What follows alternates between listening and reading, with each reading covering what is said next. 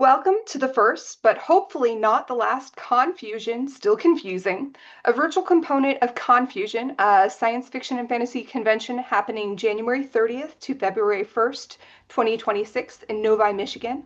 Registration is still open, and you can find the con's information at 2026.confusionsf.org. Today's discussion is mental health and burnout with Vanessa Ricci-thode and Jordan Corella.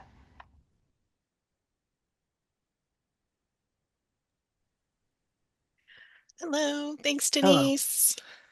Thanks, Denise. I am sad that I'm missing Confusion. Are you It is going? okay. I am going. I am going. Oh, I I'm gonna am miss you. I'm gonna You miss you too. guys. I always miss you when you're not around. Yes. But so I have run workshops on You have. yes, on burnout Mhm. and also I used to run a workshop on emotional self-care for creatives for Cat Rambo's Academy, both for Cat Rambo's Academy, and I've run emotional self-care for creatives for Codex and also Gen Con. So Wow. yeah, so I feel like this is something. I also was a I'm clinical s- social worker You just for go 10 ahead and years. I'll just sit here and nod. As a clinical social worker for 10 years. Yeah, so mental health is sort of like my windbag because I can just go on for it about it for forever. But but I want to like popcorn it over to you for you to start because I know that you have a lot to say about burnout and mental health in the Yeah. writing field. And then I'll just put in my Yeah. two two pence, 2 cents, to whatever. Yeah. Yeah. Yeah. I don't have the professional experience you have. It's more personal experience for me. I feel like I'm constantly burned out these days. Um, I had a really bad period right after I finished my Nebula award-winning book. I put that book out and I was like, I'm never writing again. I hate everything. Um, and it took the whole summer. I put the book out in the spring, end of April, and it wasn't until September, early September. I was like, oh yeah, I think maybe I can do this writing thing again. And here I am again now, and I'm like, not only do I not want to write, I don't want to publish. I don't like I love the community of like people like you and like I miss Confusion so much. I love that community there, but like I don't want to write or publish ever again. This industry is so rough. So, yeah, definitely It, need to do more. I thought I was doing enough refilling the well to like coast along. I had so much going on, and I guess I was wrong. So I joke I'm hibernating. I'm taking the winter off. I'm not doing anything and just trying to like read books and sleep. Yeah, so that hopefully my brain will repair itself and maybe I will want to write again by spring. One of the things we talk about a lot in the mental health field is things you do to feed yourself. Because, like there's that really weird pyramid, the Maslow's hierarchy of needs, right? Yeah. Um, so like one of the things we do, but we also need to do that. Think of that as like a creative aspect too, right? Hmm. Because there's the needs, right, which are like, you have to go to the bathroom, you have to eat, you have to have shelter, you have to have warmth, you have to have clothing, things like that. But Hmm. also like in a creative aspect, right? So in a creative aspect, you also have to sort of like reframe it for creativity. Because if you're just pulling from the bottom all the time, right? I have to do this. I have to do that. I have to do this. And you're not refilling the needs at the bottom, right? I have to write. I have to publish. I have to do this. I have to do that. You're not refilling the needs from the bottom. You're not taking time for fun. And you have small creatures in your house. Some of them are human. So it's hard for me to say as a person without small creatures in my house who are human. I have small creatures in my house who are animal, Furry. I think I got one right furry here. creatures. There she Yeah, is. yeah. Mine is behind me, right, like literally at my heels. I have a standing desk. Um, um, but you have to do these things, and as a disabled person, my needs are going to be different than yours, and you're also disabled. I think yes, disabled. Yes, Yeah, but yeah. yeah. Differently disabled, but also disabled, yes. Yeah, so I have like a multitude of disabilities. So like my needs are going to be different than somebody else's needs who are also disabled or somebody who is abled. So So, but you have to take time for fun, Yes. right? So like if you don't take time for fun and you don't mitigate your like looking at news or looking at things like looking at or taking time for you don't like so in my doc my huge like I think it's like a 50-page Google, Google Doc about like burnout that I taught was basically it was like how to titrate your needs for like how to come up with like how to refill the well and how to also my parents were journalists so I need to look at the news like it's one of those things like I grew up looking at the news all the time. It was one of the things like my dad would get home from writing the news and then he would watch the news and so like if I'm not like in current events, I feel that's the only thing I get FOMO about.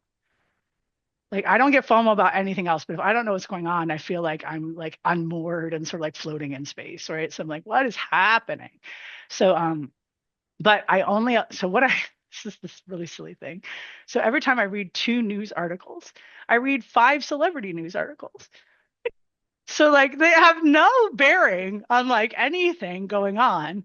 But I have now discovered all these celebrities I had no idea what was going on before, but some of them are getting married and some of them are doing this other thing. And it's just it's most of it is fluff news, right? Yeah. So like, like all these people are like doing stuff. I'm like, oh look, that dress is cool. That suit's neat.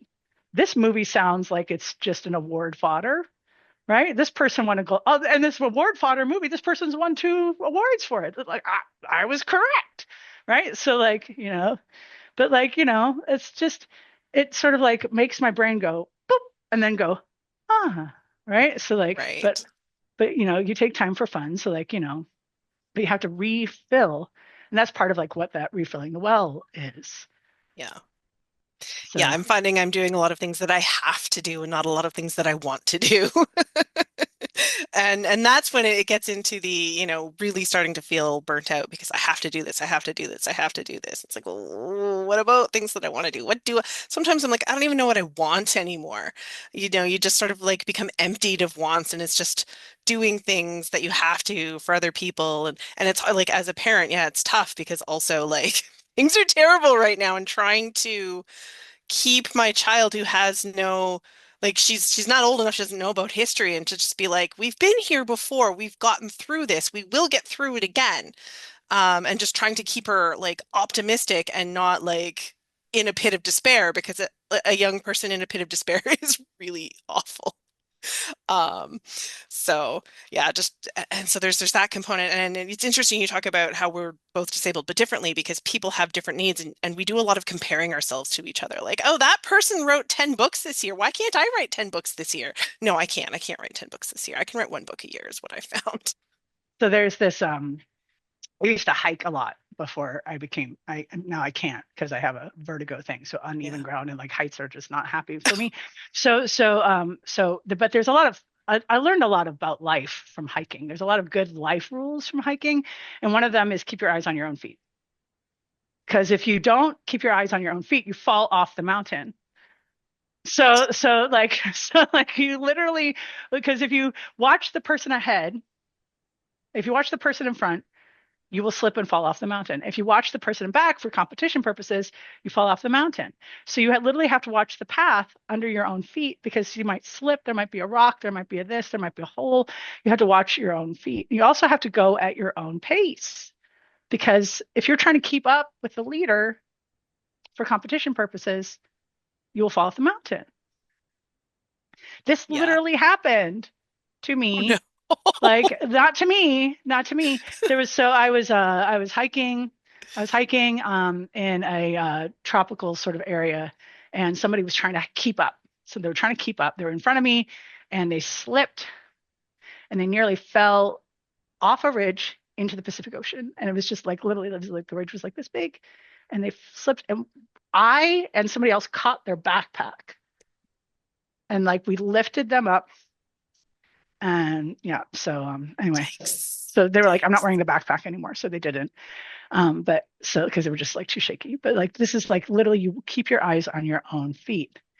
So Yeah. so another thing is that can be done to this is you always it's not like you always like put yourself in the guise of the thing that you're doing. So whether it's fun, whether it's work, whether it's this, whether it's that. So you always put yourself in the mindset. So you're hiking, you concentrate on hiking. You're working, you concentrate on working. You're doing fun, you concentrate on doing fun. Now, interruptions always happen, but you like, I'm doing fun right now. And you do like, whether I'm doing fun for 20 minutes, this is my 20 minutes of fun. This is my 20 minutes of hiking because you can't, when you're hiking, you can't be like, I'm hiking. I got to go do the dishes. Right. So like, so, You so, could try to bring your dishes with you on the trail, but but you it's not can't, going to work. but it's not something like, so like, there's this, when I lived all over the place. So like, there's this thing of like, that we learned that like rams will literally, if you look them in the eye, will try to ram you off the hill. Right. So like, so you literally have to basically be like, I'm not going to look at that thing. Right. So like, because they're very, so like, this is why you don't, this is what I'm thinking. You don't, you have to put yourself in the mindset of what you're doing. Yeah.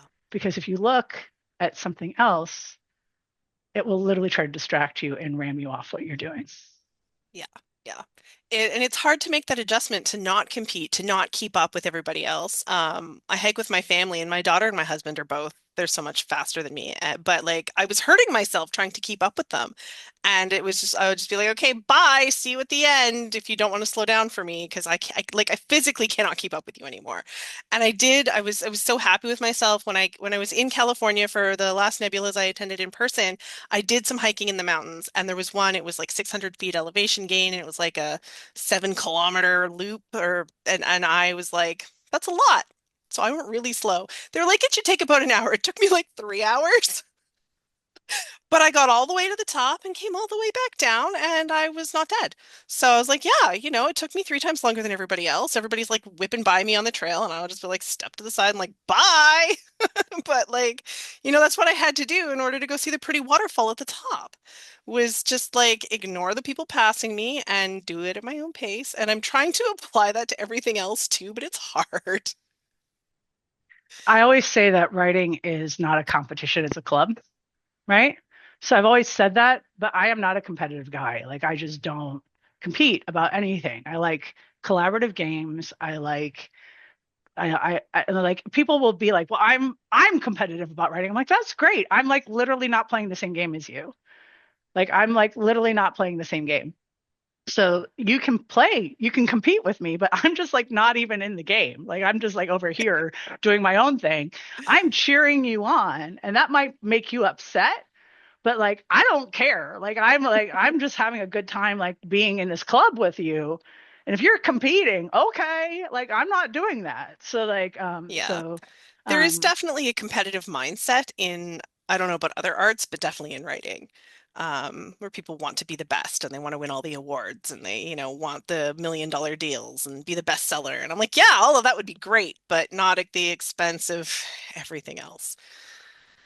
That's not me. I don't do that because it's too much work. So like I would rather like I'd rather just like typey my own stuff and then be excited when my friends do like okay, case in point, when you, Ness, were writing, because we do this writing date thing on Sundays. So like this writing date was SIFWA on Sundays. So like it's very cool. And we write, and you were writing your book, and I was very excited about how you were writing your book. And then we were watching, I was having a watch party with the Nebulas because I was nominated for short story, which I knew I wasn't going to win, but I was having a watch party anyway because my friends were convinced I was going to win. I was not. But anyway, so I was watching, and then they were announcing all the nominees for the Andre Norton Award Nebula. And I was like, oh, this is Ness. They wrote this thing and they wrote it like this. And then you won. And I literally jumped off the couch, and I have this projector screen. It's like from like 1982. and I screamed and I nearly fell into the projector screen. I didn't even get to finish my story because I was so excited that you'd won. Oh. And everyone was like, what? And everybody at the watch party was like, what is happening? I'm like, they won. Like, so And like you were there while I was writing the book that won because we I did it know, during the thing. I know, Amazing. I Yeah, and know. that's what I love about the community. And finding the corners of the community that are like that. Because I know there are a lot of that are very competitive and they were kind of wrecking me early on. But finding the people who will jump off the couch and almost trip over everything in excitement for you is what you need. And Everybody break the get a projector Jordan. You need screen. a Jordan in your life. So, but see, this is the thing about like burnout and mental health is right, is you need these people who feed you rather than try to compete with you. You need people who keep their eyes on their own feet. And then when somebody else wins the race, they're like, yes, they did it. Look at this person. They're so great. Right. So like, yeah, because we're not, because like, what are we if we're all trying to win at the same time? Because I look at this, I mentored somebody about like goals, aspirations, dreams, right? So like I do this. Apparently, I've been told I do this wrong. I don't care. I do it my way. So my goals are things that are set, but this is my social work background, right? So like goals are things that I can set that are achievable and easy gets, right? So goals are something that like if I get a goal, I get like a thing, right? I get a toy. I get a shiny. So like I want something that is a goal that is easily achievable. So my goal is to finish, not sell, because that's not within my control. Yeah, yeah. There's a lot So of, you have to focus on things that are in your control too, which is, something my therapist finally got me doing. the social workers, therapists, right? So Yeah, so goals are things you can achieve. Finish a thing, yeah, start a thing, write a thing, right? Selling a thing, getting an agent, getting a six-figure book deal is not within your control. So you can't no, set it as a goal. So goals are things that are within your control. Aspiration and yeah. dreams, I always mix these up. So do whatever you want. So like, Wish list uh, items, I think, is what I call them. yeah, My wish list is agent and movie deal and yeah. six-figure, bestseller. So like Um, my aspiration is to like, sell the book, sell the story, do that kind of thing. And then dreams are like, oh, it'd be great to like be nominated for something. It'd be great to like, and I don't even put like win. Like that is like, like bucket list item. Like, like win is bucket list, right? Like, which is like, something you put on like, which is like something you might do maybe eventually possibly, right? So like yeah, yeah, but like um but like yeah, so goal something achievable. So and I think with burnout and mental health a lot of people put a goal as best-selling author. Well, yeah, you can't control that. So a goal is something you can achieve yeah. easily and you get like a shiny. This is a psychopomp coin that I Oh, nice. did with their Kickstarter. I have three of these, but they're not easily accessible on my desk. So yeah, but a goal is something and like that you can achieve easily. Then an aspiration or a dream, whichever you want to put first, is something that you can reach for, that you can sell the story. Then a dream is something that you're like, it'd be nice to be nominated for this, and then so you can dream about it in your sleep or you're sleeping, and maybe manifest it, right? So like yeah, Yeah. yeah. Yeah. Yeah, there's also another thing I'm struggling with right now is when my capabilities change.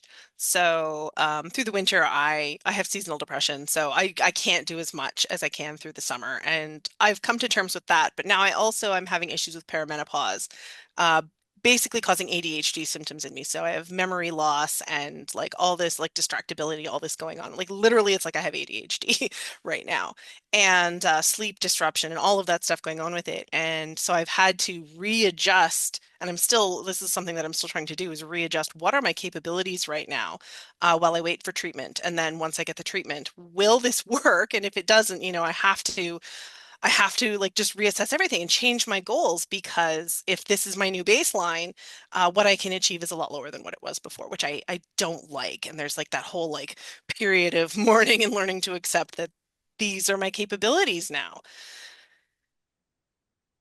I was 19 or 20, 19 or 20, when I got really sick in college and I had to basically reassess my entire life. So like I was going to college to be a photojournalist. Got really sick. My whole major was like was around being a photojournalist. And it was very like it took up all my classes, like everything. Got very sick, had to take a semester off. And then when I came back, I had to relearn how to think, how to study, how to read, how to do everything. And I couldn't be a photojournalist anymore. Like it was just like you can't do this. Your entire life plan since you were 14 is gone. So like learning that at 19 or 20 was a big life lesson, and I Yeah. have taken it. But I'm also a very stubborn dude. Like I can't, like I'm not. People call me stubborn. I say motivated, because like because stubborn is a negative term, motivated is a positive term, right? So like stubborn and motivated both, because like I went back to college and I was like, okay, well, I'm just going to take like 2/3 of my major off and then just move it to 1/3 of my major, which most of my classes are in, so I could graduate on time, because I didn't want to pay for another like semester or 2 years to change my entire major.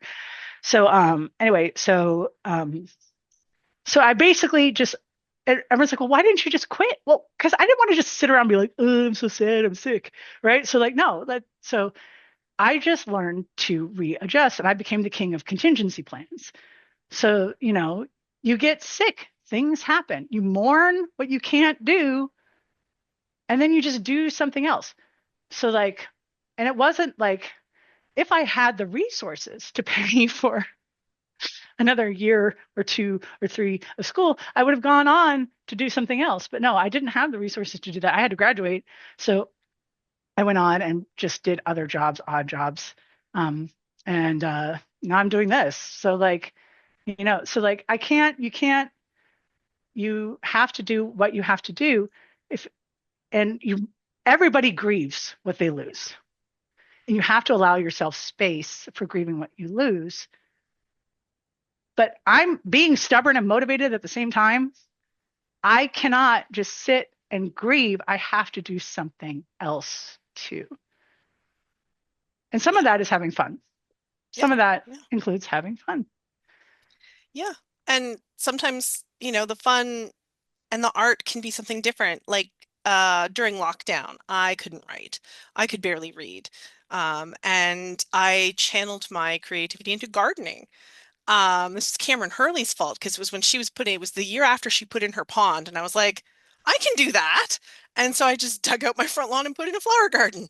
And that was how I got myself through lockdown, was just shoveling up my front. And that was one of the adjustments I had to make was, okay, I need to do something. I can't just sit here and cry for the next years. And so, that was it, was finding something different that filled me with joy. When I was going through a really tough time, I lost the ability to read, which is one of my favorite things to do. I've been a big reader since I was like 8. So I was really upset about this. And I was just like, I tried to get into a novel and I couldn't do it, but I could read short stories. Like I could read a short story on my phone, but I wanted to read like a book. Like, so what I did was I started reading short story collections.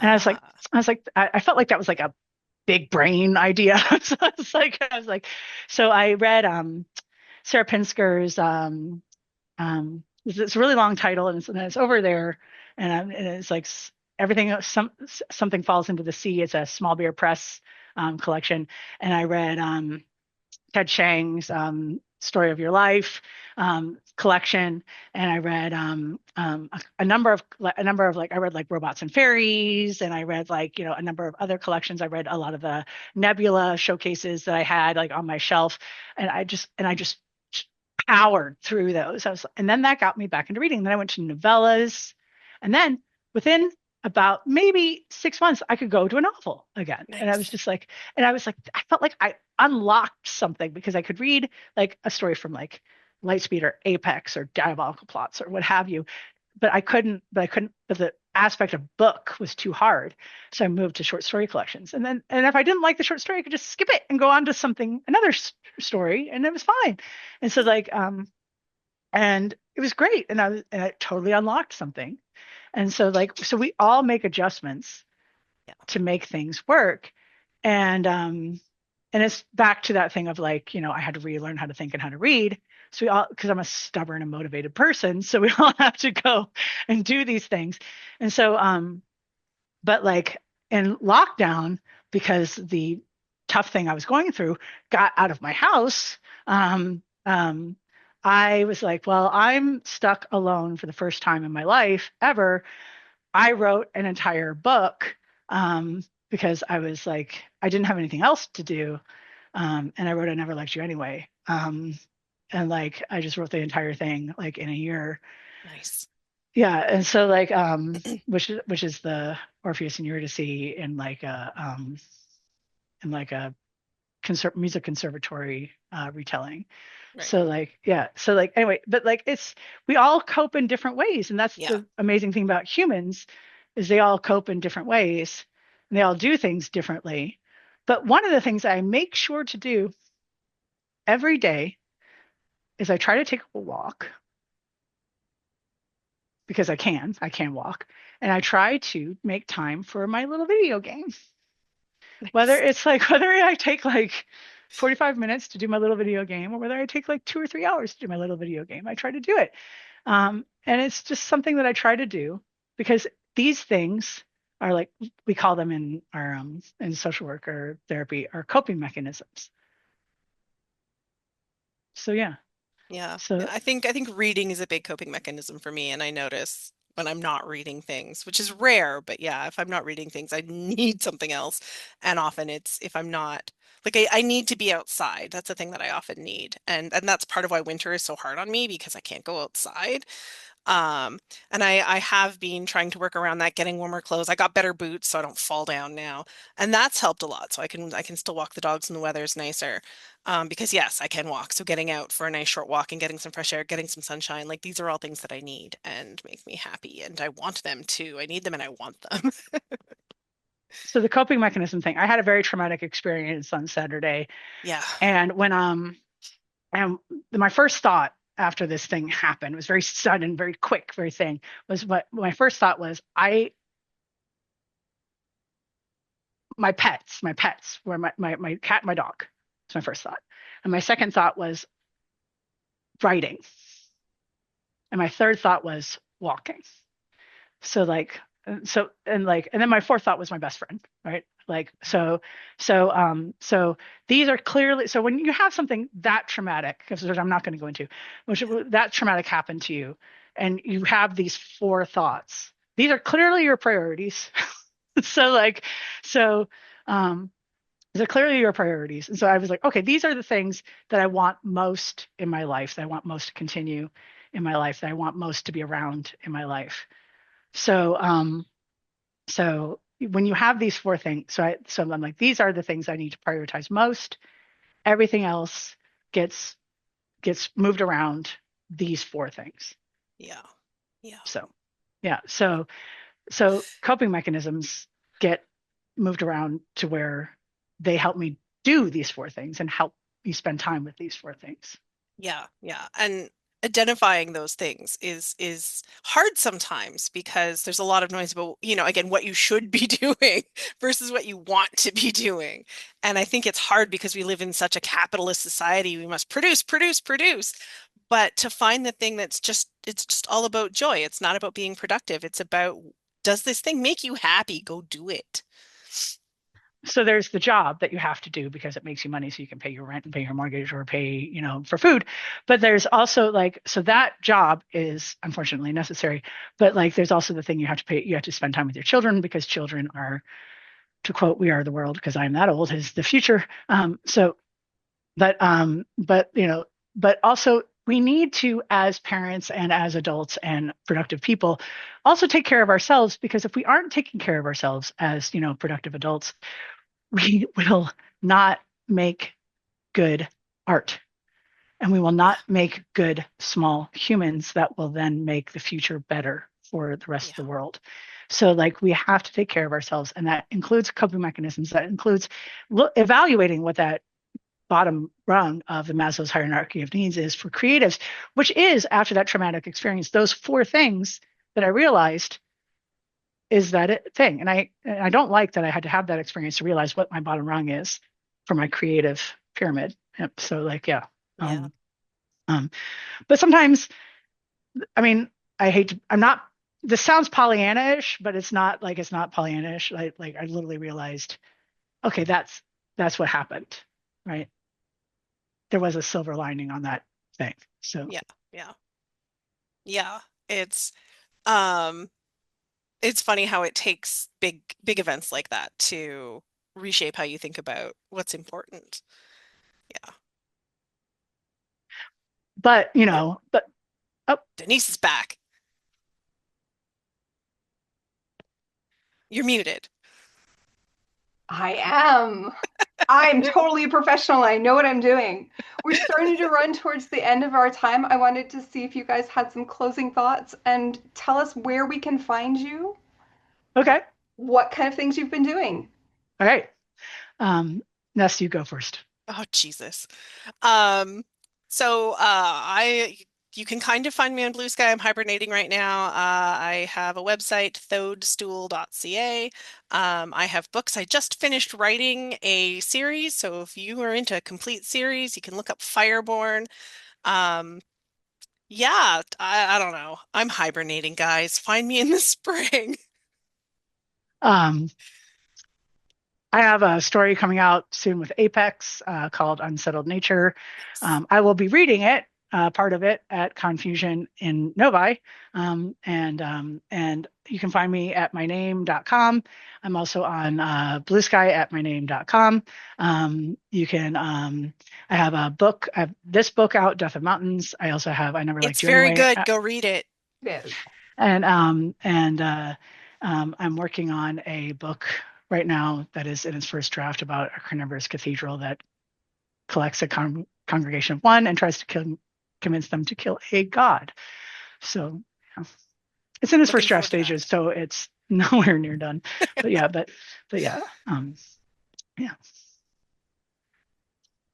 But closing remarks is Well, thank you very much, Vanessa and Jordan, for this amazing discussion. If you want to see more discussions like this at Magical Confusion, January 30th to February 1st in Novi, Michigan, and all our information is at 2026.confusionsf.org. Thank you.